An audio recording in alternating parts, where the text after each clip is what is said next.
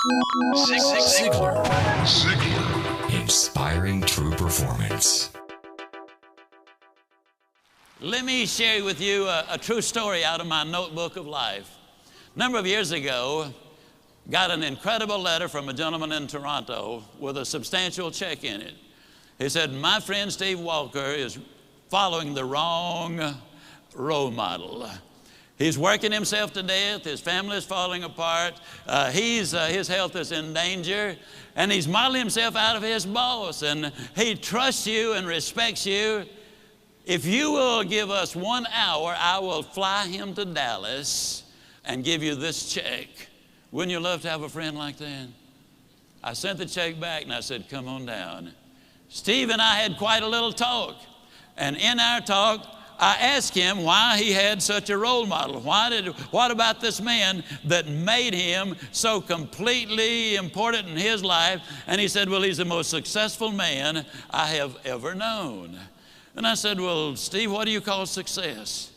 Now, it took several minutes for him to go down the list. But the interesting thing is, though they're not in the same order that I have put them, or we list them now, these are the 8 things that he said he really considered to be successful. If a man was happy and healthy and at least reasonably prosperous and secure, if he had friends and peace of mind and good family relationship and the hope that the future is going to be better, he said, I'd consider that man as successful. Now I'm going to really encourage you to take some notes right here. And all I want you to do, and you'll be the only one that'll see it, somewhere right as I go down the list, write whether you get a plus on that one or a minus on that one. You'll be the only one to see it, but it might be an eye-opener. You see, most people never dare to evaluate really where they are. And you got to know where you are before you can really determine your chances of getting what you really want out of life.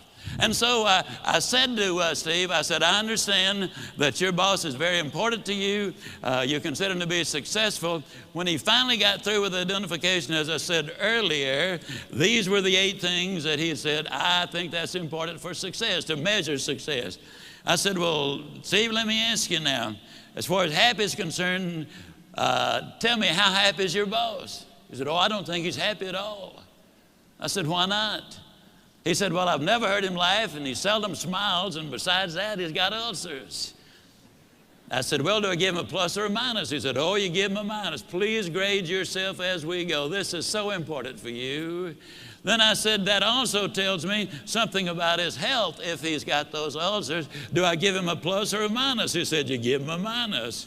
I said, that also says something, Steve, about his peace of mind, because you don't get ulcers because of what you eat, but what's eating you. I said, do we give him a plus or a minus? He said, we give him a minus. I said, Steve, I've asked you one question about what success is, what balance is, what's important to you. One question, and your boss comes up with 3 minuses. I said, tell me how prosperous he is. He said, man, he's got money running out of his ears, and he's getting more every day. I said, we give him a plus on that one, don't we? He said, we sure do. I said, how secure is your boss? He said, well, he's as secure as money can make you. And I said, well, Steve, let me ask you, did you read where 2 billionaire brothers here in Dallas went bankrupt? I said, how does your boss compare? Oh, man, he doesn't have that kind of money. Did you read where our ex-governor was worth $100 million at one point? He's now bankrupt. How does your boss compare? Oh, he doesn't have that kind of money. Now, understand, Steve equated security with corporate position and bucks in the bank. So I said, well, Steve, let me ask you, would we give your boss a plus or a minus or just a question mark on that? He said, let's be generous and give him a question mark. I said, how many friends does your boss have? I hope you're marking these for you. How many friends, real friends, does your boss have? He said, I don't think he's got any. Now, I'm not his friend. I just happen to admire the guy. To tell you the truth, he's somewhat of a jerk. And I said, okay, we give him a minus on that one. I said, tell me about his family. And he said, well, his wife's divorcing him. Well, that one's easy to answer. I said, how much hope does he have for the future? He said, well, before I started talking to you, I thought he had a lot. But right now, I don't think he's got any. Why did that statement come forth? Because for the first time, he had evaluated it.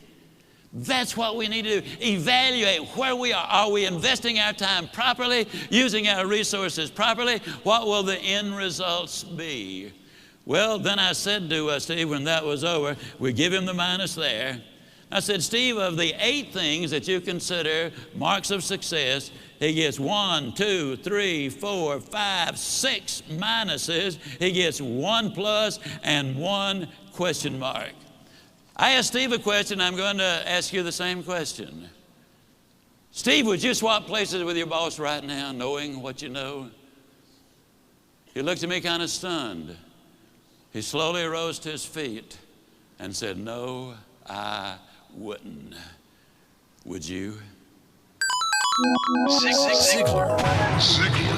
Inspiring true performance.